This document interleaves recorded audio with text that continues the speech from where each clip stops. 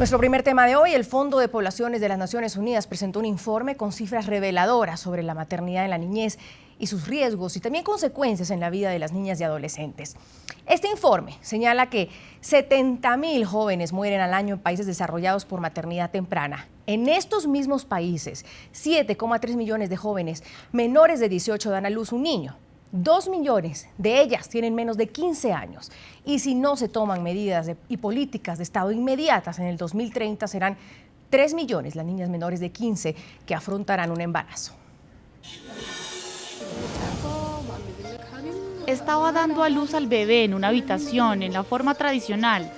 Fue muy doloroso, sentía que me estaba muriendo. Le dije a mi mamá, me muero. Salir embarazada no es fácil. Tener un hijo no es fácil. Aguatif y María son dos niñas de diferentes partes del mundo, pero tienen algo en común. Son madres y tuvieron a sus hijos antes de los 15 años. Bueno, yo pensaba formar una familia cuando tuviera 20 años. En la región, cerca de 19% de las adolescentes están o han estado embarazadas. Además, el número de abortos inseguros entre jóvenes de 15 a 19 años alcanza cerca de 670.000. Se marca claramente que las madres menores de 16 años tienen 4 veces más riesgo de morir por una maternidad temprana que aquellas mujeres mayores de 20. El organismo internacional indicó que los gobiernos de la región están fallando en sus estrategias para prevenir los embarazos a temprana edad. Las causas principales siguen siendo la pobreza, la desigualdad de género y la violencia sexual, además del sometimiento por parte de los hombres, entre otros. Primero estaba planificando con pastillas, después él me las encontró y me las quitó. Según la investigación del Fondo de la Población de las Naciones Unidas, el embarazo en la adolescencia es una cuestión de derechos humanos de la mujer y requiere el compromiso de los gobiernos de ofrecer mejores oportunidades de educación para prevenir esta problemática. Vamos a debatir ese tema. Saludo desde los estudios de NTN 24 en Quito a Jorge Parra. Él es representante en Ecuador de la UNFPA, Fondo de Población de las Naciones Unidas. Además es médico obstetra. Señor Parra, bienvenido. Gracias por acompañarnos. Desde Guayaquil nos acompaña César Coronel, también desde Ecuador, abogado, columnista del diario Hoy, analista político y social. Y desde el Centro Internacional de Noticias de NTN 24 está junto a mí Tania Cooper Patriota, representante para Colombia de la UNFPA, de este Fondo de Población de las Naciones Unidas. Señores, mil gracias por participar. Un gusto tenerlos. Señora Patriota, voy a empezar con usted. América Latina, la única región donde aumentaron los partos de niñas menores de 15 años. Arriba de América Latina está el África, pero sin duda la región deja muchas interrogantes. ¿Hay cómo señalar responsables? Mira, Andrea, hay responsables, pero justamente el informe de este año trata de quitarle la responsabilidad y la culpabilidad a las niñas, porque con frecuencia los informes y los estudios que se han hecho anteriormente ponen a la niña en el centro, es decir, que ven como la principal causa el comportamiento de la niña, que la niña falló en su responsabilidad, que la niña tomó una decisión que no debería haber tomado. Y este informe muestra que hay muchas determinantes, que hay una responsabilidad a varios niveles por esta problemática. Hay responsabilidad a nivel de las familias, hay responsabilidad a nivel del Estado, de las políticas públicas, pero también de las comunidades. Y justamente propone el informe varias estrategias para reducir estos embarazos, sin que la niña sea pues necesariamente culpabilizada o estigmatizada. Señor Coronel, bienvenido y gracias por acompañarnos. ¿Qué opina usted de este approach, si lo podemos llamar, por parte de la UNFPA, y como lo dice la señora Cooper Patriota, de quitarle o mirarlo de una manera distinta? Porque es que a donde quiero ir eso no es quitarle la responsabilidad a esa niña, a esa adolescente también de sus acciones. Bienvenido. Buenas noches, Andrea, muchas gracias por la invitación. Un fuerte abrazo a quienes nos ven en Estados Unidos, Latinoamérica y el Caribe. Nunca me pierdo tu programa. Sin duda alguna es importante aclarar una cosa. El tema es bastante amplio y complejo y antes que hablar de culpables, deberíamos hablar de responsables para prevenir los problemas. Lamentablemente muchas veces nos enfocamos únicamente en el tema de intentar dar soluciones que muchas veces son no otra cosa sino un parche a la problemática, cuando más bien podrían hacerse esfuerzos para evitar que este tipo de situaciones se den. ¿Esfuerzos como cuáles? Yo creo que es indispensable que no reconozcamos a la familia como el centro de la sociedad y que sea la familia el principal ente de educación y de prevención. Pero sin duda alguna esto lamentablemente no se puede dar si no existe el ambiente favorable, tanto por parte de la familia como por parte también de las entidades estatales. El tema de la educación es fundamental también dentro de los colegios y escuelas, donde las personas, especialmente los adolescentes, deben recibir información adecuada, información fácil de digerir, pero sobre todo información libre de cualquier tipo de tabú religioso, moral, etcétera, sino que más bien sea el tema práctico, el tema técnico, el tema real lo que prime. Adicional a eso, sin duda alguna, ya sin dejar de considerar al Estado como un ente que también es responsable, por supuesto, ¿por qué no?, de esta situación. Pero, repito, para mí es indispensable que se considere a la familia como primer ente fundamental para poder empezar a darle soluciones y prevenir a futuro que esto se siga agravando aún más, porque es que la tendencia es a que el problema se agrave si no se toman soluciones inmediatas, Andrea. Ahora, quiero revisar una nota, si me ayuda la producción, una crónica que hicimos justamente desde Ecuador. Hablábamos que América Latina es la única región donde aumentaron los partos de niñas menores de 15 años y precisamente Ecuador es uno de los países con el mayor número de embarazos de adolescentes, donde 1 de cada 5 partos que se registran en la nación suramericana es de una niña que no ha cumplido los 15 años de edad. Nuestro corresponsal en Quito, Jean-Paul Bardellini, estuvo con esas jóvenes madres que a su temprana edad tienen en sus brazos a otra criatura que sin duda les cambió la vida. Marta tiene 14 años y con su madre acude a buscar atención médica. Minutos después le confirman que está embarazada de 3 semanas. Ya me toca tenerlo. Sí me siento por una parte bien, pero por otra mal.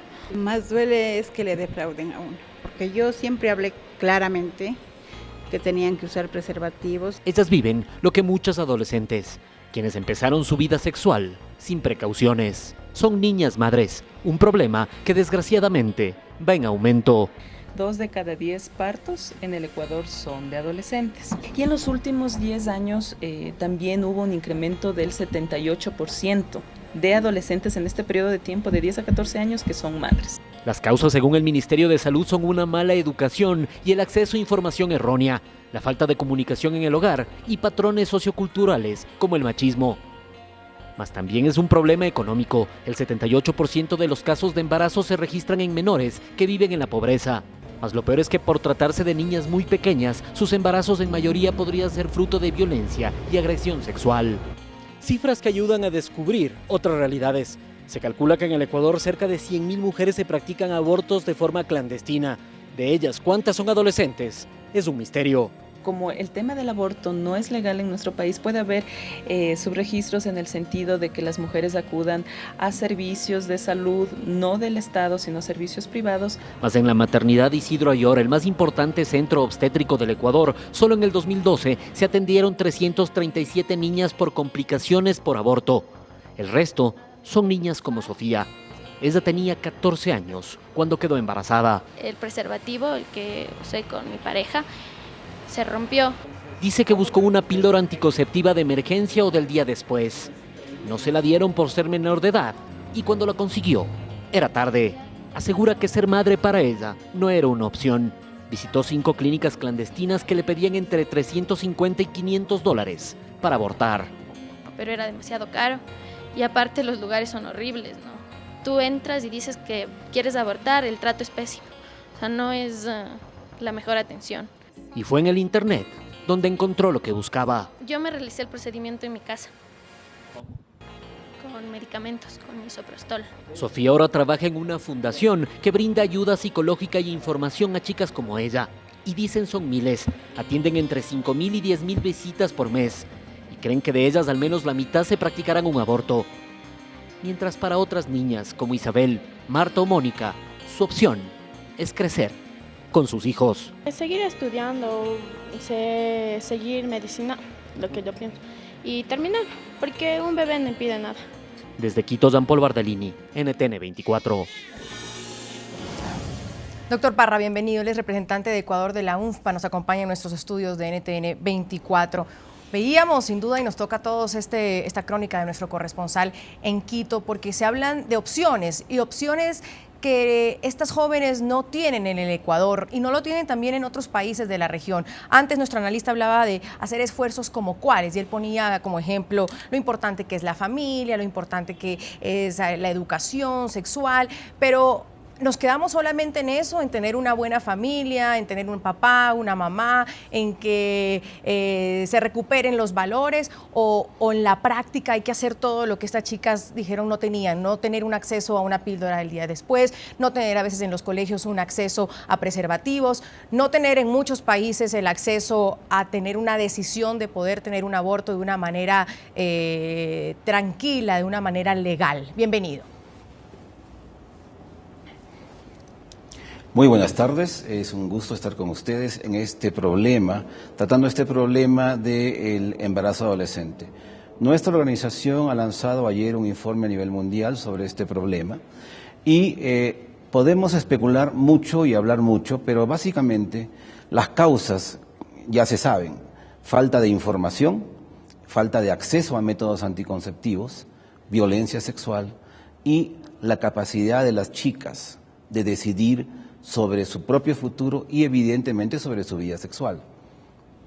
Señora Patriota, esa falta de acceso, y quiero tomar el caso de Ecuador, ¿por qué? Porque hace poco se estaba debatiendo justamente en el Código Penal la despenalización parcial del aborto en casos de violación. Ese tema no pasó y hay muchos tuiteros que nos estaban preguntando, bueno, que esas cifras no sean la excusa para que se debata o para que se entre a hablar del aborto, pero es una opción. Mire, el tema del aborto es muy propio de cada país. Cada país tiene una legislación. Aquí en Colombia sabemos que el aborto es legal en 3 casos. Uno de los casos es un caso de violación. Sabemos también que si una niña es embarazada con menos de 14 años, esa niña tiene derecho por ley a escoger el aborto como una opción. No siempre se le permite o se le facilita, pero tiene ese derecho. Entonces, el conocer sus derechos ya es un primer paso. El otro paso es tener servicios amigables para jóvenes y adolescentes que aquí existen en Colombia y creo que también existen en Ecuador. ¿Los hay, señor Parra? ¿Los hay en Ecuador? ¿Hay ese acceso amigable para los jóvenes? Sí, en los últimos 2 años la política pública ha cambiado favorablemente. Desde inclusive el nivel presidencial se ha tocado el tema del embarazo en adolescente y existe una estrategia que se llama ENIPLA que inclusive autoriza en este momento por reglamento a las adolescentes a acceder a cualquier método anticonceptivo, incluyendo la píldora del día después, sin necesidad de autorización de los padres y sin límite de edad, por considerar que es un derecho. Lo que prima aquí es el derecho a la salud. Hay avances importantes en política, las políticas demoran en implementarse, es cierto, pero hay que reconocer el esfuerzo del Estado ecuatoriano en este momento.